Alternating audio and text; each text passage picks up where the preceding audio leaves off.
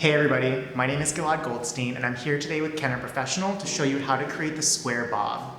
So this is one of my favorite haircuts in the salon for my clients who have finer hair or maybe low density and they're looking to build a little bit more strength in their shape with the bob haircut.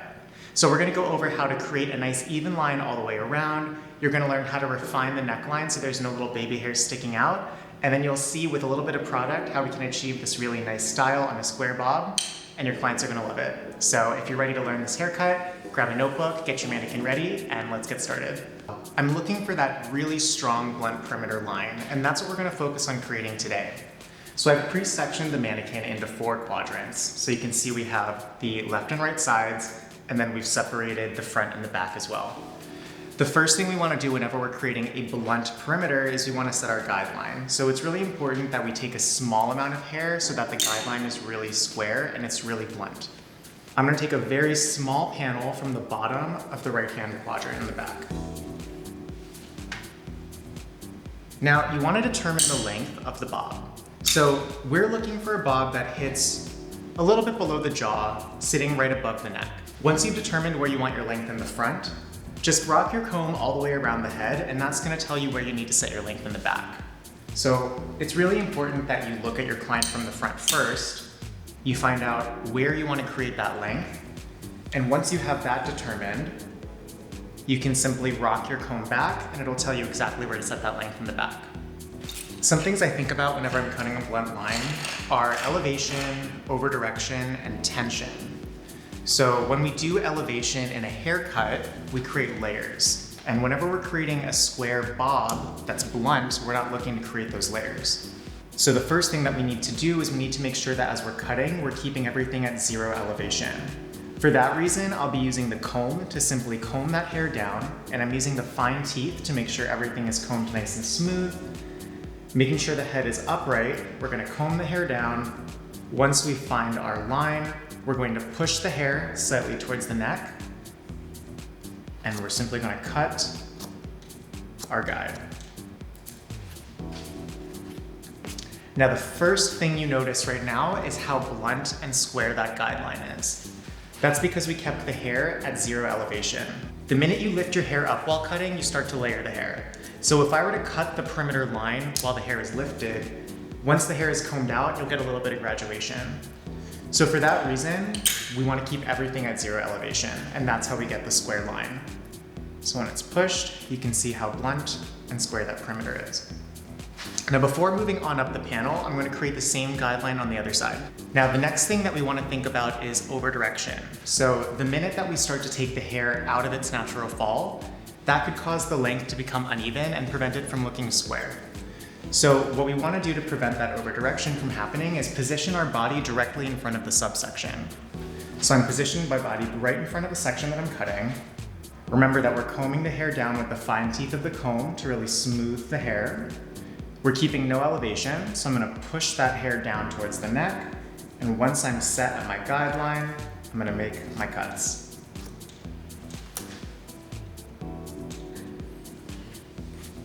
Now take a look at your guide. You should have something very square.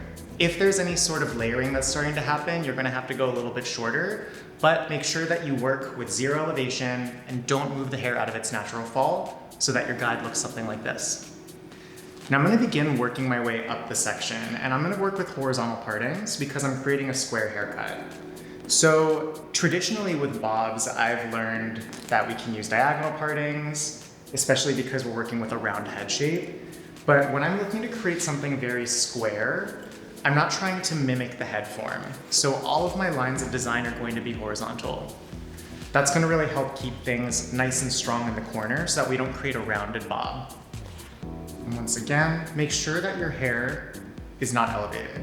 So you can see the subsection I took, it's pretty thick, but I can still see my guideline throughout. So as you're working your way up the head, make sure that your guideline is stronger than the subsection that you're cutting.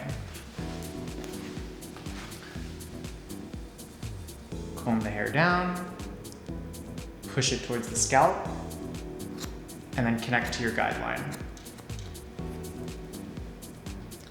Because we don't want to over-direct the hair out of its natural fall, we're going to start working in smaller panels. So if I'm going to cut all of this hair at once, what's going to end up happening is we're going to be pulling the hair away from where it sits naturally. That's going to result in the line not being as square or even.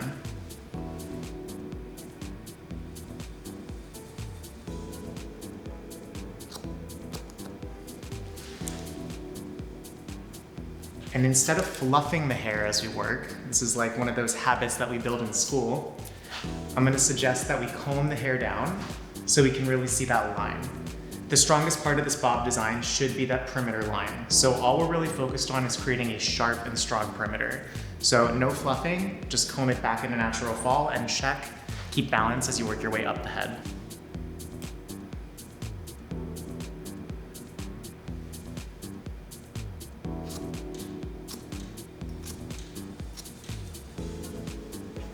So now that we're getting a little bit higher on the head, you can see that our panel is going to start working into the front. So I'm going to take the next subsection. Remember to keep your partings horizontal because we're pretty much following the partings to create that square line. So my parting should always match the cutting line that I'm trying to create. Now, once I've taken this panel from the back, I'm going to clip that out of the way, and we're going to continue that parting all the way to the front. So it's really helpful as we're working from back to front that we work it together as we work up the head, because it's all going to be one shape that comes down to that perimeter line. So this is going to help us create a balanced and connected line all the way from the back to the front. Now, there are some times when we would want to cut the hair with our fingers, right? But what I've seen happen a lot is that as we're cutting this perimeter line, whether it's a bob or something more one length, it actually ends up creating layers, because if you notice, my fingers are starting to elevate the hair slightly. So this is why the comb is really helpful whenever we're creating something that's extremely blunt and we want to show off that perimeter. So I'm again going to use the comb and just comb the hair down into the guide, push that hair right down towards the neck, and then I'm going to connect to the cutting line that we've set. And you can work your way around the head. So because you're working in natural fall, your body's going to move as you work as well. So I turn to the head slightly so that I'm continuing to work right in front of my section. And then I'm combing the hair right down, pushing it towards the neck for no elevation, and connecting to my cutting line. Now we're going to be at the sides, and this is where tension really starts to matter, because if I'm going to pull really tight on this hair as I cut, there's a high chance that we're going to create a hole at the ear. And this happens because the hairline begins to curve right around the ear. So this is that challenge zone, especially whenever we're cutting bobs, that we always get to, and we're like, ooh, I really hope I don't cut that hole. So this is what you're going to do to avoid that. Start combing the hair smooth with the fine teeth. Then switch to the wide teeth of the comb. So because there's more space between the teeth, the tension is going to be even less. So I always think about my fingers are going to hold the hair with a lot of tension. The fine teeth is going to give medium tension, and then the wide teeth will give the most minimal amount of tension. So I want minimal tension when working around the ear, because that ear is going to pop out, the hairline is going to curve, and there's a high chance of getting a hole. So combing the hair down, pushing towards the scalp, switching to the wide teeth, and work from your guide at the back all the way to the front.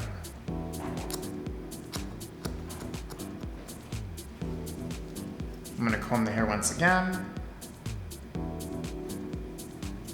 switching to the wide teeth, push the hair down, and make your cut.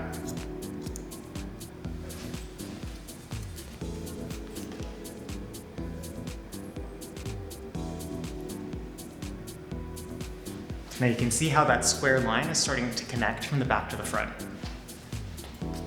Let's repeat this on the other side before we move on up the head. Now make sure once you've cut your front panels that you check for balance before moving up along the head. So you're going to want to look in the mirror, that's you guys, and you're going to check, is it balanced on each side? And then from the side, check that you have a nice square line. Make sure that connects all the way to the back, you have a nice square perimeter, and that it goes all the way to the opposite side. Great part about this haircut is the tough stuff is done. Now all we have to do is connect the following panels to the guide we just created. Now at this point the hair might be starting to dry, and this is a good time to pull out one of your cutting lotions I'm using Kenra Platinum Curl Detangler just to kind of revive that moisture so that everything is evenly saturated for the rest of the haircut. So I'll usually choose something like this over just my regular spray bottle because it gives a little bit of heat protection in the blow dry, and it's just full of moisturizers to make the hair feel healthy.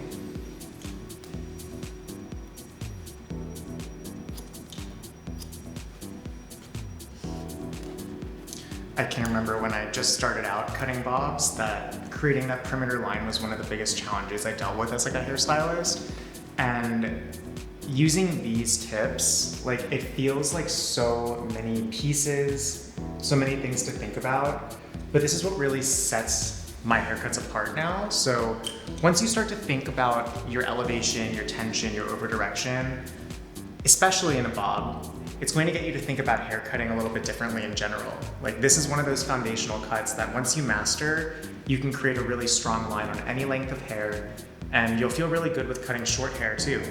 It's one of the other fears that, especially right out of school, I think a lot of us go through is, oh no, now I have to cut a pixie and I didn't really learn how to do that, or I have to cut a short bob and we never really did that. Or if we did, we never did it without cutting holes by the ear.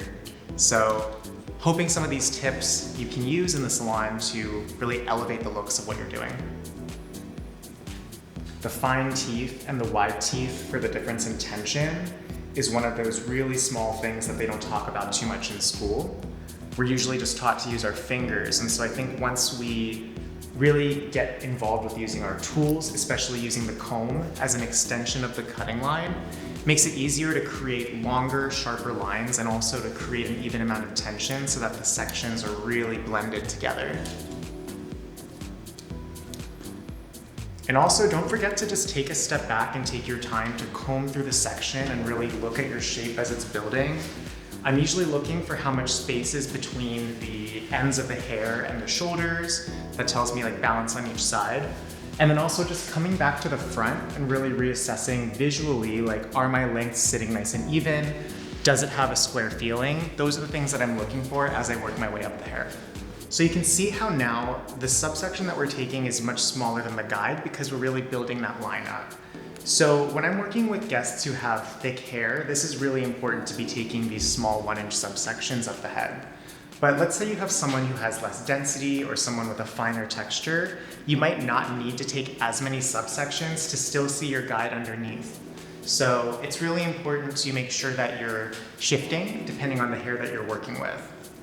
This is definitely more of a medium to thick texture of hair, so taking 1-inch subsections helps me to continually see my guide. And that's that insurance policy, because I'm never gonna cut the hair before I can see my guide.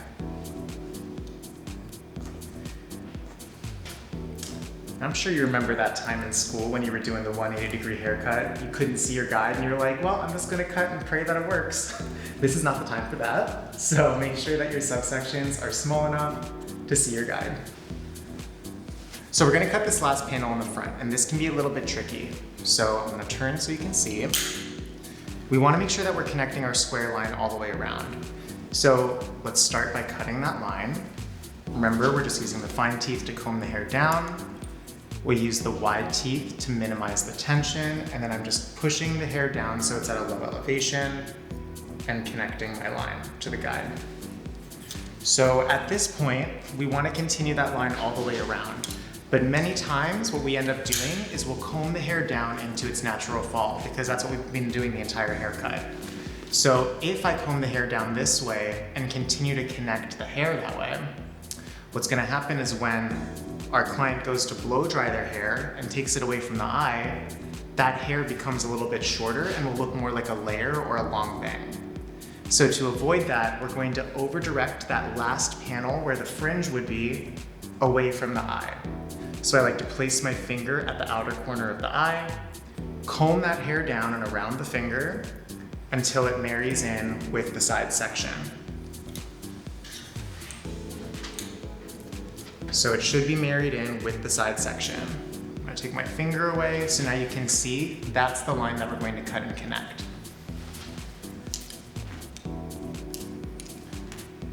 So comb the hair down with the fine teeth, wrap around.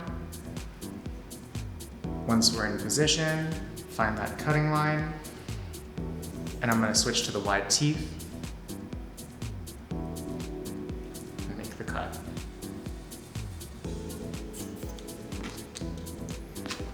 Now what this is gonna do is it's gonna make that front slightly longer, which is important to keep so that when it's positioned out of its natural fall, as it will be in the blow dry, everything looks square and one length on the sides.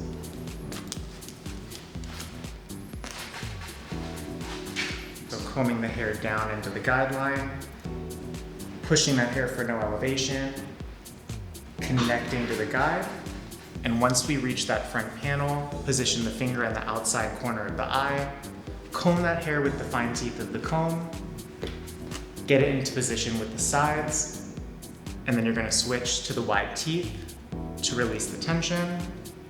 Just use the fine teeth, make sure you use your wide teeth. Remember the fine teeth, they're going to make the hair spring up. And once we're in position, connect to the guide.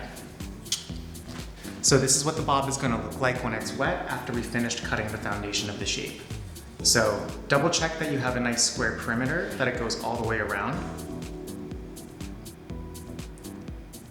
Before blow drying, I'm putting a little bit of the Kenra blow dry spray in the hair, just to give a little heat protection.